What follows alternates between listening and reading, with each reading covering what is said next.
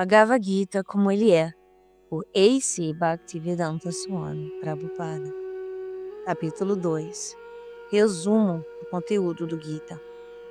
Sanjaya disse: vendo Arjuna cheio de compaixão, sua mente deprimida, seus olhos rasos d'água, Madhusudana, Krishna, disse as seguintes palavras. A Suprema Personalidade de Deus disse: meu querido Arjuna, como foi que tais impurezas desenvolveram-se em você?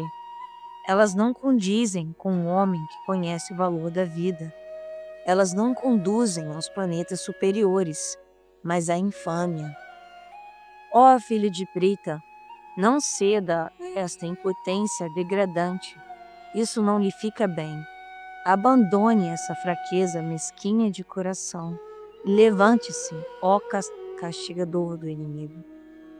Arjuna disse: ó matador dos inimigos, ó matador de Madhu, como é que na batalha posso contra-atacar com flechas homens como Bhishma e Drona, que são dignos da minha adoração? É preferível viver mendigando nesse mundo, a viver às custas das vidas de grandes almas, que são meus mestres. Embora desejem conquistas terrenas, eles são superiores. Se forem mortos, tudo que desfrutarmos estará manchado de sangue. Tão pouco sabemos o que é melhor, vencê-los ou sermos vencidos por eles. Se matássemos os filhos de Dhritarashtra, não nos importaríamos em viver. Contudo, eles agora estão diante de nós no campo de batalha. Agora estou confuso quanto ao meu dever e perdi toda a compostura devido à reles fraqueza. Nessa condição, estou lhe pedindo que me diga com certeza o que é melhor para mim. Aqui estou, seu discípulo e uma alma rendida a você. Por favor, instrua-me. Não consigo descobrir um meio de afastar este pesar que está secando meus sentidos. Não serei capaz de suprimi-lo, nem mesmo que ganhe na terra um reino próspero e inigualável, com soberania como a dos semideuses nos céus. Sanjaya disse: ao falar essas palavras, Arjuna, o castigador dos inimigos, disse a Krishna: Govinda, eu não vou lutar. E calou-se. Ó descendente de Bharata, naquele momento, Krishna, no meio dos dois exércitos, sorriu e disse as seguintes palavras ao desconsolado Arjuna. A Suprema Personalidade de Deus disse: ao falar palavras cultas, você está lamentando pelo que não é digno de pesar.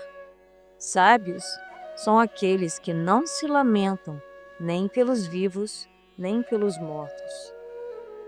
Nunca houve um tempo em que eu não existisse, nem você, nem todos esses reis, e no futuro nenhum de nós deixará de existir. Assim como a alma encarnada passa seguidamente neste corpo da infância, a juventude e a velhice, da mesma maneira, a alma passa para um outro corpo após a morte.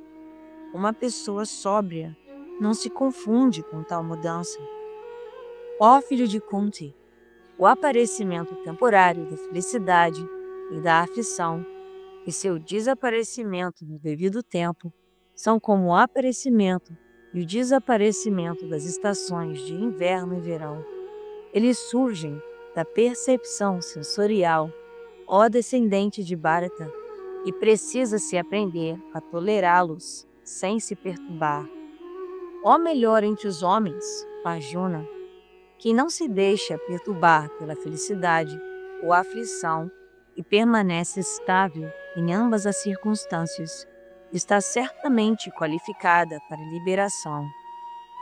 Aqueles que são videntes da verdade concluíram que não há continuidade para o inexistente, o corpo material, e que não há interrupção para o existente, a alma. Eles concluíram isso estudando a natureza de ambos. Saiba que aquilo que penetra o corpo inteiro é indestrutível. Ninguém é capaz de destruir a alma imperecível. O corpo material da entidade viva indestrutível, imensurável e eterna, de certo chegará ao fim. Portanto, lute, ó descendente de Bharata. Aquele que pensa que a entidade viva é o matador e aquele que pensa que ela é morta não estão em conhecimento, pois o eu não mata nem é morto. Para a alma, em tempo algum, existe nascimento ou morte.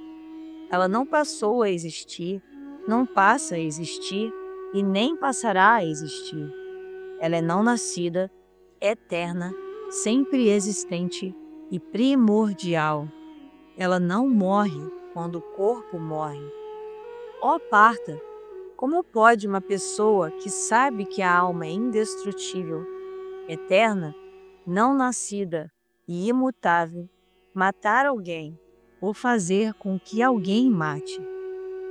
Assim como alguém veste roupas novas, abandonando as antigas, a alma aceita novos corpos materiais, abandonando os velhos e inúteis. A alma nunca pode ser cortada em pedaços por arma alguma, nem pode ser queimada pelo fogo, ou umedecida pela água, ou definhada pelo vento. Essa alma individual é inquebrável e indissolúvel, e não pode ser queimada nem seca. Ela é permanente, está presente em toda parte, é imutável, imóvel e eternamente a mesma. Diz-se que a alma é invisível, inconcebível e imutável. Sabendo disso, você não deve se afligir por causa do corpo. Se, no entanto, você pensa que a alma, ou os sintomas da vida, sempre nasce e morre para sempre, ainda assim, você não tem razão para lamentar, ó pessoa de braços poderosos. Para aquele que nasce, a morte é certa, e após a morte, ele voltará a nascer. Portanto, no inevitável cumprimento do seu dever, você não deve se lamentar. Todos os seres criados são imanifestos no começo, manifestos em seu estado intermediário e, de novo, imanifestos quando aniquilados. Então, qual é a necessidade de lamentação? Alguns consideram a alma como surpreendente, outros descrevem-na como surpreendente, e alguns ouvem dizer que ela é surpreendente, enquanto outros, mesmo após ouvir sobre ela, não podem absolutamente compreendê-la. Ó descendente de Bharata, aquele que mora no corpo nunca pode ser morto. Portanto, você não precisa afligir-se por nenhum ser vivo. Considerando seu dever específico de Kshatriya, você deve saber que não há melhor ocupação para você do que lutar conforme determinam os princípios religiosos. E assim, não há necessidade de hesitação. Ó Partha, felizes são os Kshatriyas a quem aparece essa oportunidade de lutar, abrindo-lhes as portas dos planetas celestiais. Se, contudo, você não executar seu dever religioso e não lutar, então, na certa, incorrerá em pecados por negligenciar seus deveres, e assim perderá sua reputação de lutador. As pessoas sempre falarão de sua infâmia, e para alguém respeitável, a desonra é pior do que a morte. Os grandes generais, que têm na mais alta estima o seu nome e fama, pensarão que você deixou o campo de batalha simplesmente porque estava com medo e, portanto, irão considerá-lo insignificante. Seus inimigos irão descrevê-lo com muitas palavras indelicadas e desdenharão sua habilidade, que poderia ser mais doloroso para você. Ó filho de Kunti, ou você será morto no campo de batalha e alcançará os planetas celestiais, ou conquistará e gozará do reino terrestre. Portanto, levante-se com determinação e lute. Lute pelo simples fato de lutar, sem levar em consideração felicidade ou aflição, perda ou ganho, vitória ou derrota. E adotando esse procedimento, você nunca incorrerá em pecado. Até agora, descrevi esse conhecimento a você através do estudo analítico.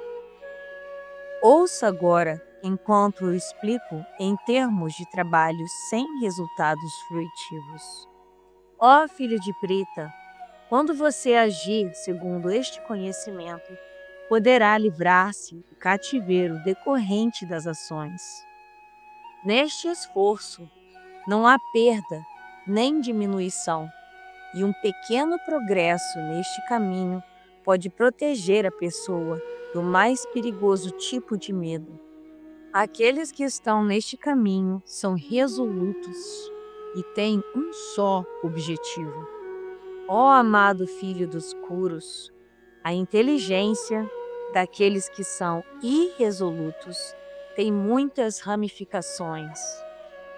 Os homens de pouco conhecimento estão muitíssimo apegados às palavras floridas dos Vedas, que recomendam várias atividades fruitivas àqueles que desejam elevar-se aos planetas celestiais, com o consequente bom nascimento, poder e assim por diante.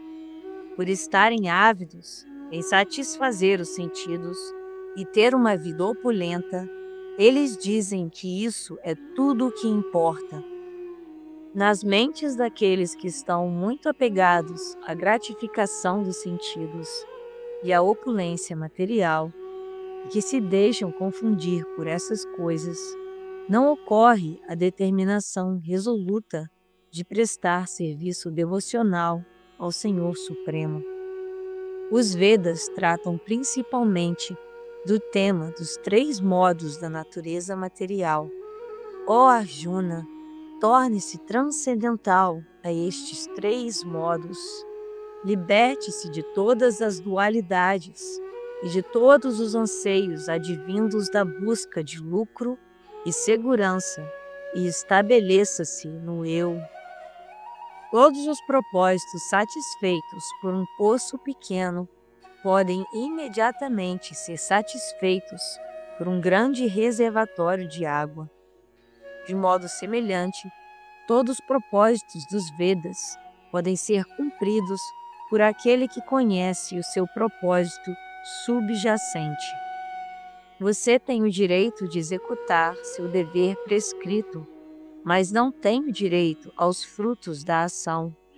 Jamais se considere a causa dos resultados de suas atividades e jamais se apegue ao não cumprimento de seu dever. Desempenhe seu dever com equilíbrio, ó Arjuna, abandonando todo o apego a sucesso ou fracasso. Tal equanimidade chama-se yoga. Ó Dhananjaya, mantenha todas as atividades abomináveis bem distantes através da prática do serviço devocional. E nesta consciência, renda-se ao Senhor.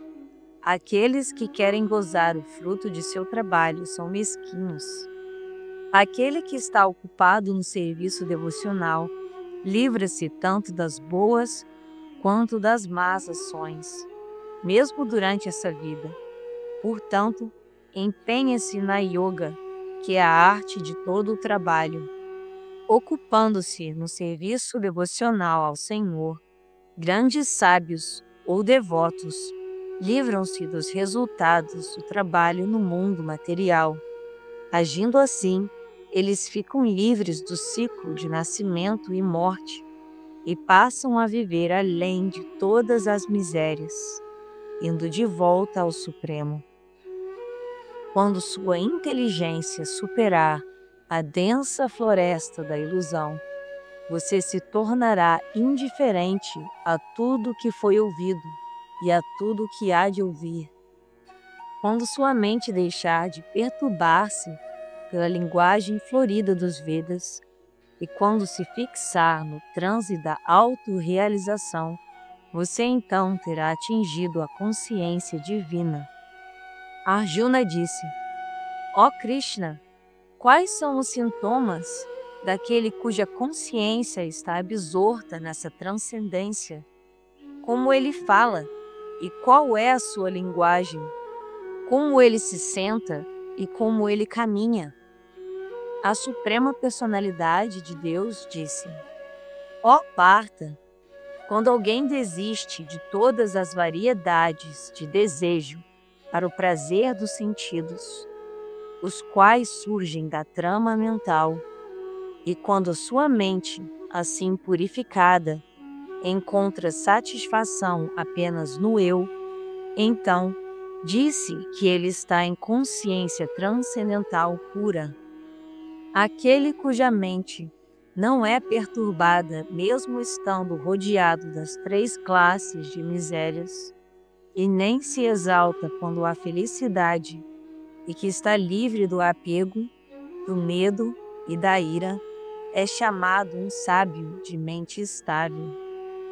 No mundo material, que não se deixa afetar pelo bem nem pelo mal, que vem a obter, sem louvá-lo nem desprezá-lo, está firmemente fixo em conhecimento perfeito.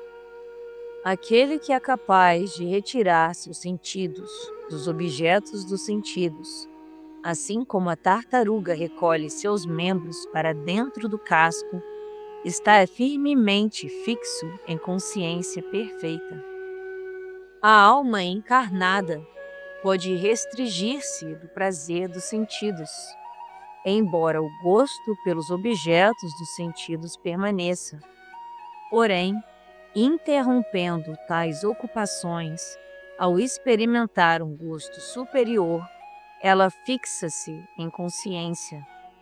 Os sentidos são tão fortes e impetuosos, ó Arjuna, que arrebatam à força até mesmo a mente de um homem de discriminação que se esforça por controlá-los. Aquele que restringe seus sentidos, mantendo-os sob completo controle e fixa sua consciência em mim, é conhecido como um homem de inteligência estável. Enquanto contempla os objetos dos sentidos, a pessoa desenvolve apego a eles, e de tal apego se desenvolve a luxúria, e da luxúria surge a ira. Da ira surge completa ilusão, e da ilusão a confusão da memória. Quando a memória está confusa, perde-se a inteligência, e ao perder a inteligência, cai-se de novo no poço material.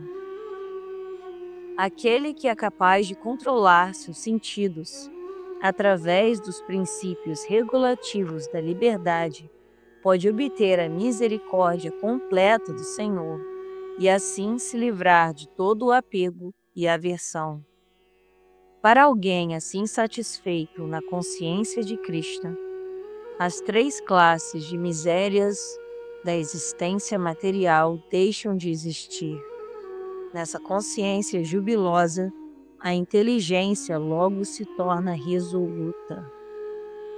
Quem não está vinculado ao Supremo em consciência de Krishna não pode ter inteligência transcendental nem mente estável, sem as quais não há possibilidade de paz. E como pode haver alguma felicidade sem paz? Assim como um barco na água é arrastado por um vento forte, até mesmo um só dos sentidos errantes em que a mente se concentre pode arrebatar a inteligência do homem. Portanto, ó pessoa de braços poderosos, o indivíduo cujos sentidos são restringidos de seus objetos, com certeza tem uma inteligência estável. O que é noite para todos os seres é a hora de despertar para o autocontrolado, e a hora de despertar para todos os seres é noite para o sábio introspectivo. Aquele que não se perturba com o incessante fluxo dos desejos, que entram como os rios no oceano, o qual está sempre sendo enchido, mas sempre permanece calmo, pode alcançar a paz, e não o homem que se esforça para satisfazer tais desejos.